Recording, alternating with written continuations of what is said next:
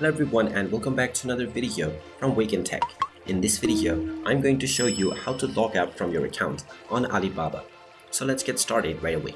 First of all, open up the web browser within which you have not logged out from your Alibaba account. After opening up this browser, just type in alibaba.com in the address bar and press enter. You will then be taken into the official Alibaba website. Now, since you have already been logged in to your account, if you hover over to the account icon at the top right corner, you will see your username. In order to log out, just click on the sign out button at the very end. And now this will log you out from your Alibaba account right away. You will once again end back within the home page where you will see various different items that are available to purchase.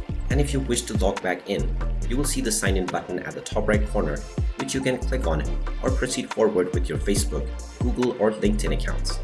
You can also use your email address and your password to log back into your account at any point of time. And there you have it. That is how easy it is to log out from your account on Alibaba. If you find this video helpful, make sure you hit that like button and subscribe to our channel if you haven't done so already. Also ring that notification bell to never miss another update from us. Thank you for watching and I will see you again in the next video.